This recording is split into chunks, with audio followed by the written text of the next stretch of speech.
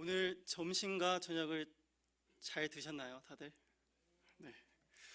오늘 점심과 저녁을 먹기 전에 한 번쯤은 고민을 해보신 분도 계실 거라고 생각됩니다. 무엇을 먹을까 선택을 해야 되고, 또 식당에 가서 또 막상 갔더니 어느 식당을 또 골라야 할지, 또 선택해야 될지, 또 식당에 가더라도 막상 가더니 또 어느 음식을 또 선택해야 될까, 또 고민에 빠지신 분도 계실 거라고 생각됩니다. 짜장면을 먹으러 중국집에 들어가면 막상 짜장면을 먹으려고 하다가 짬뽕을 선택하고 싶고, 만약 지갑 사정이 좋으면은 또 탕수육 또 선택하고 싶은 마음도 들 것입니다. 저도 대학교 시절은 지갑 사정이 그렇게 넉넉지 않았습니다. 그래서 중국집에 가면 선택할 수 있는 것이 짜장면밖에 없었고, 만약 지갑 사정이 조금만 괜찮으면은 짜장면 곱빼기를, 그리고 혼자 먹는 것이 아니라 여러 동기들이 만약 지갑 사정이 괜찮으면은 탕수육까지 선택할 수 있는, 그때만큼은 좀 부족했지만 또 행복했던 기억은 없습니다. 이처럼 우리 앞에는 무수한 선택이 놓여 있습니다. 아침 일어날 때부터 자는 그 순간까지 무수한 선택 앞에 우리가 서 있습니다. 그건 비단 우리 일상에만 적용되는 것이 아니고, 우리 일상뿐만 아니라 우리 신앙 앞에도 무수한 선택이 놓여 있습니다. 오늘 말씀에서는 당신은 현재 어떤 선택을 하고 있는지 묻고 있습니다. 또한 그 선택이 잘한 선택인지 아니면 부끄러운 선택인지를 또다시 묻고 있습니다. 오늘 내용은 익히 알고 있는 부분인데요. 이스라엘의 고위 관리들이 예수님을 본디오 빌라도, 그 당시 로마의 총독에게 넘깁니다. 빌라도는 예수님을 신문하지만 그 어떤 죄조차 찾지를 못했어요. 그러나 이스라엘 관리의 성화에 못 이겨 사형 선고를 바로 내리지는 않습니다. 빌라도는 명절 때마다 무리들 앞에 2명의 사형수 중에 1명을 선택하면은 그 사람을 풀어주는 관례를 생각해 바라바와 예수님을 법정 앞에 세웁니다. 누구를 놓아 주기를 원하는지 물어보지만 무리들은 바라바를 풀어달라고 이야기를 해요. 여기서 빌라도는 그래도 사리 분별을 했던 사람이었던 것 같습니다. 왜냐? 이 문제를 단순하게 생각해서 빨리 종결 지을 수도 있고, 만약 무리들이 처음부터 바라바라고 외쳤다면은 그냥 이 문제를 바로 그냥 바라바를 풀고 끝낼 수도 있었습니다. 그런데 빌라도는 무리에게 3번이나 물어봐요. 오히려 빌라도는 예수님을 놓고자 하여 구하고자 하고 있습니다. 그리고 빌라도는 무리에게 이 사람은 무슨 악한 일도 하지 않았고 죽일 죄를 찾지 못했다. 오히려 빌라도가 예수님을 변호하는 모습을 살펴볼 수 있습니다. 바라바는 성 안에 밀랑과 살인으로 감옥에 갇혀 있고 사형에 처해도 충분하지만, 예수님은 모든 사람의 죄를 위해서 이 세상에 오셨습니다. 하지만 고위 관리대의 모함으로 예수님이 법정에 세우고 있는 그런 억울한 일을 겪고 계십니다. 우리가 만약 그 현장에 있었다고 가정해 봅시다. 우리는 둘 중에 바라바와 예수님을 선택해야 한다면 우리는 예수님을 선택할 것인지 아니면 바라바를 선택할 것인지 한번 물어봐야 됩니다. 이 질문을 듣고 아니 무슨 질문이 그래, 뭐 당연한 답변이 나올 거 아니야, 뭐 웃기지도 않는 질문도 하고 그래, 목사 됐더니 저러네, 이렇게 생각을 하실 수가 있으세요. 오늘 말씀 제목은 예수 vs 예수입니다. 여기서 나오는 vs는 버저스의 약자로 대결 구조를 뜻합니다. 예를 들어서 이 VS가 많이 사용되는 곳은 스포츠에 많이 사용을 하고 있어요. 축구 경기에서 만약 대한민국과 일본이 대결을 한다면은 한국 vs 일본, 또 다른 경우에 프랑스와 대결한다면 한국 vs 프랑스라고 말할 수 있습니다. 영어로는 vs지만 한국말로는 대, 그러니까 한국 대 일본, 한국 대 프랑스라고 할 수 있습니다. 하여튼 이 대, vs는 대결 구조를 말해요. 대결 구조는 거기서 끝난 것이 아닙니다. 이 대결 구조 속에 선택을 해야 돼요. 만약 한국 대 일본이 대결한다면 한 나라를 선택을 해야 됩니다. 그리고 나라뿐만 아니라 자신이 가장 좋아하는 팀이 있다면 농구나 야구나 축구나 자신이 좋아하는 그 팀이 있다면 그 팀을 선택해야 됩니다. 그리고 그 팀을 잘 선택해 그 팀이 이긴다면 짜릿함을 느낄 수 있습니다. 그냥 평상시 생활을 하다가 우리나라는 다른 나라는 다르지만 유독 일본이랑 경기를 한다면 뭔가 애국심이 일어나고 뭔가 꼭 일본을 이겨야 되겠다라는 생각이 들어요. 다른 나라는 몰라도 일본은 꼭 이겨야지 이렇게 생각이 듭니다. 아니, 저는 왜 지금까지 왜 그렇게 했는지는 잘 모르겠습니다. 저기 밑에 보면은 산도 좋고 공기도 좋은 강진이 있는데요. 강진은 제 2의 고향인데요. 네. 이 강진이 제가 중학교 시절에 일본어 수업이 있었어요. 그런데 그 일본어가 한국 선생님이 아니라, 그러니까 한국 사람이 아니라 일본 현지 선생님이 직접 일본어를 가르쳐 줬어요. 제가 아까 예배 전에 한번 시원이한테 물어봤는데, 시원아, 너희는 혹시 현지인 선생님이 오시니? 아니, 물어봤더니 한국 사람이 가르쳐 준다고 하더라고요. 그만큼 강진이 위대한 것입니다. 네, 강진 한번 놀러 오세요. 네, 그렇게 멀리 있는 강진에 현지인 선생님이 오세요.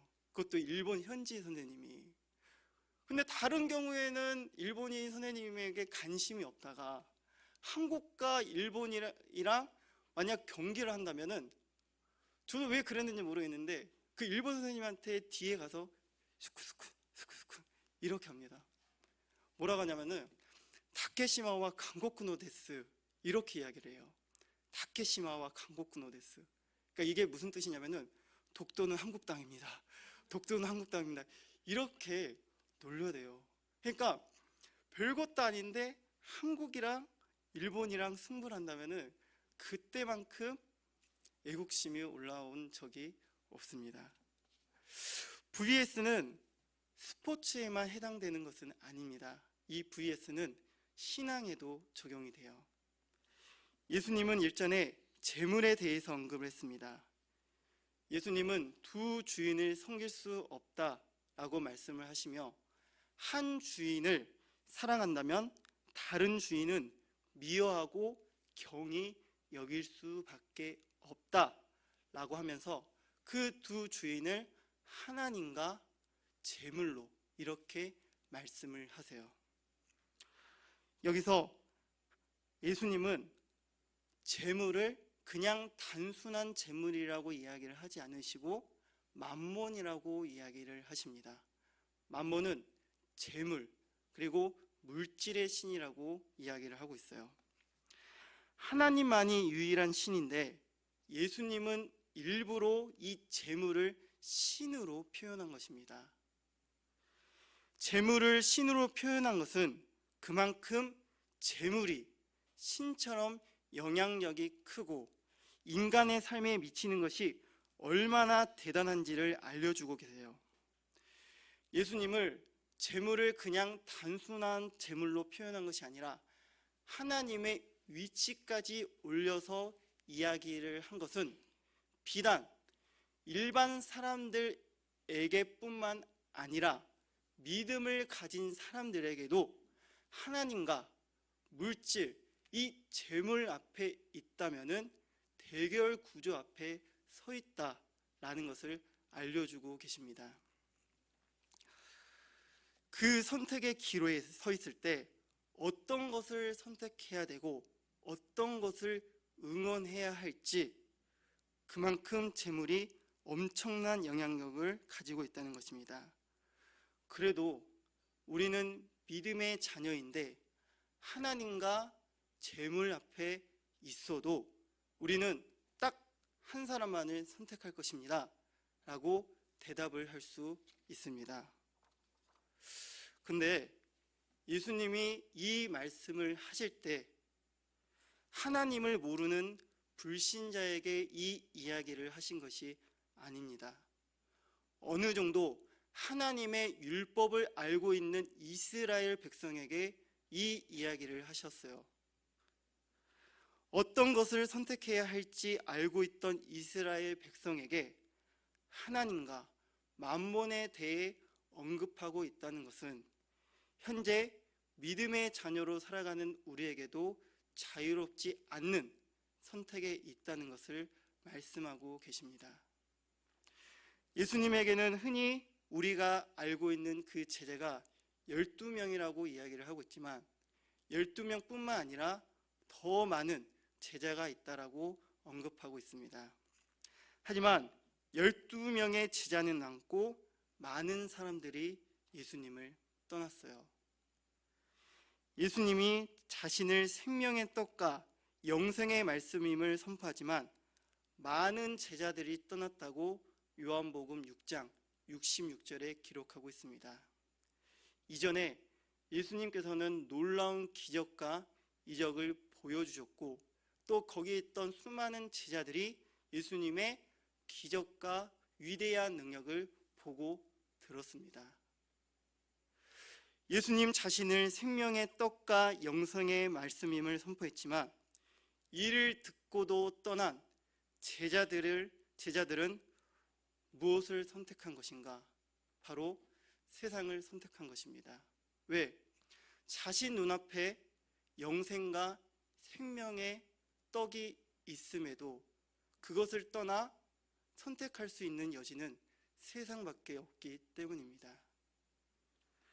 오늘 말씀 제목은 예수 v 예수, 예수 대 예수입니다. 우리가 보통 예수 대 사탄이라는 말은 들었어도 예수 대 예수라는 제목은 보통 듣기 그리고 보기 힘들었을 것입니다. 재판 법정에 예수님과 함께 섰던 바라바를 눈여겨볼 필요가 있습니다. 이 바라바의 뜻은 무엇이냐? 바로 아버지의 아들입니다. 이건 어떻게 보면 예수님은 누구의 아들로 오셨죠?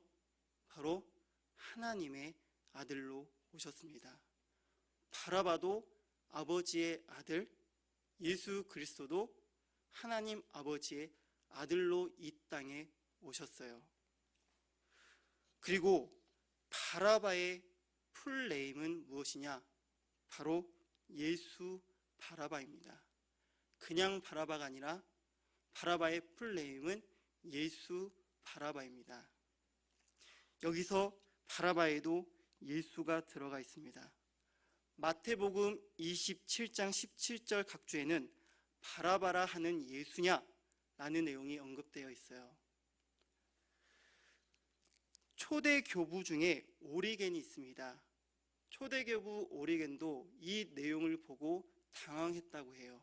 그리고 후대에 있었던 사람들이 어떻게 바라바의 이름이 예수가 들어갈 수가 있냐? 이거는 예수 그리스도의 명성에 먹칠을 할 수가 있다라고 해서 이 바라바의 옆에 예수라는 명칭을 뺐다는 이야기도 있습니다. 하여튼 바라바와 예수님, 달리 말하면 예수 바라바와 예수 그리스도가 법정에 서 있습니다. 예수 바라바는 이스라엘을 로마로부터 해방하기 위해 싸웠던 사람으로서 그를 세상적인 것으로 대변할 수 있습니다. 반면에 예수님은 이스라엘 백성뿐만 아니라 모든 인류의 사람을 구원하기 위해 오셨기 때문에 그분을 영적인 것으로 대변할 수 있습니다. 그럼 다시 한번 질문을 던지겠습니다. 뒤에 있는 명칭과 호칭을 다 빼고 이제 여러분들은 예수와 예수 중에 누구를 선택하시겠습니까? 아까 웃기지도 않는 질문이었지만 지금 여러분들은 그리고 우리 모두가 어떤 예수를 선택해야 할까요? 지금 어떤 예수가 우리가 믿는 예수인지, 우리가 믿는 예수가 전자인지 후자인지 잘 몰라서 선택할 수 없을 것입니다. 현재 믿음의 자녀로 살아가는 우리는 이 질문 앞에 놓여 있습니다. 우리는 믿음으로 살겠다고 예수님께 의지하고 호소하지만 정작 뒤에서 어떻게 살아가야 할지 막막하게 느껴질 때가 있고, 그리고 세상의 유혹, 그리고 세상 것이 더 좋아 보여 그쪽에 관심을 두고 내 귀는 말씀보다 세상에서 흘러오는 그 내용에 더 많은 이목을 끌 때가 있습니다. 그럴 때마다 다시 예수님께 찾아가야지 하면서도 세상의 것을 포기하지 않고 예수님께 찾아가는 자들이 적지 않습니다. 빌라도는 한 번의 질문으로 끝내지 않았어요. 그 무리들에게 누구를 놓아주기를 바라는가? 그래서 무리들은 바라바입니다. 다시 누구를 놓아주기를 바라는가? 바라바입니다. 아니다. 이 자는 악한 일을 하지 않았다. 이 사람에게서 죽일 죄를 찾지 못했다. 다시 한번 묻겠다. 누구를 놓아주기를 바라는가? 바라바입니다. 예수 그리스도를 선택할 수 있는 3번의 기회가 있음에도 그들은 정작 예수 바라바를 선택했습니다. 우리 앞에 빌라도가 우리에게 예수 바라바와 예수 그리스도 그 누구 중에 풀어주기를 원하느냐 질문을 한다면 그 당시보다 더 좋은 환경 속에 머물고 있는 우리들, 그리고 믿음 생활하기 좋은 여건 속에 있음에도 불구하고 정작 예수와 예수 중에 예수 그리스도를 선택해야 하는 입장에 내 마음 한켠레에 은근히 세상을 바라보고 있고 세상을 포기하지 않고 그렇게 예수 바라바를 외치고 있는 것이 아니었는지 한번 내 자신을 살펴봐야 합니다. 아니면 믿음에 대한 무지로 인해서 예수 바라바를 예수 그리스도로 오해하는 우를 범하고 있는 것이 아닌지 믿음에 대해서 스스로 깊은 성찰을 해야 합니다. 예수 그리스도가 풀려날 수 있는 3번의 기회가 있었는데 끝끝내 무리들은 예수 바라바를 선택해서 예수 그리스도를 십자가 처형으로 몰고 갔습니다. 십자가는 그 당시 도둑, 살인자, 반란자, 반역자, 테러리스트 중에 하나라도 죄가 속한다면 십자가 처형에 해당할 수 있습니다. 우리는 예수 그리스도가 구원자임을 믿고 고백하고 있습니다. 그리고 그분으로 인해서 우리 모두가 자유와 평안을 얻었음을 고백하고 있습니다. 무엇보다 이 사실을 알고 있는 우리들이 예수 대 예수에서 예수 그리스도를 선택할 수 있는 것인지, 좋은 여건 속에 믿음 생활을 하고 있음에도 예수 그리스도를 찾지 못한다면, 아니면 믿음의 무지 때문에 예수 바라바를 예수 그리스도로 착각하고 있는 것이 아닌지,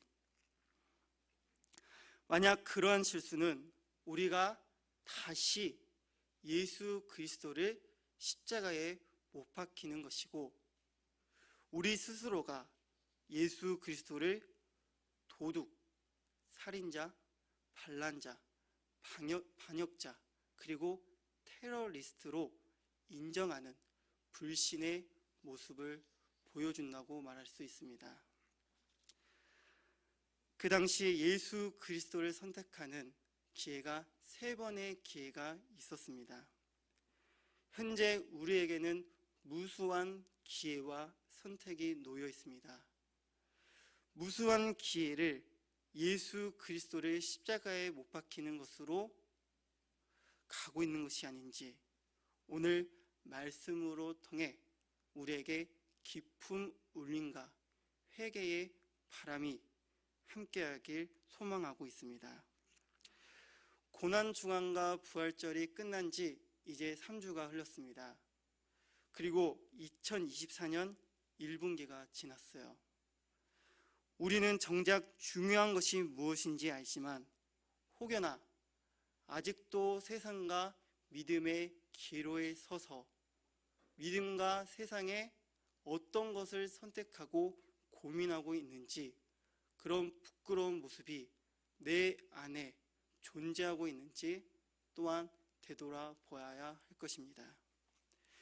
명심할 점은 예수 그리스도는 우리를 위해 어떠한 고민도 하지 않으셨고 우리를 선택하셨습니다.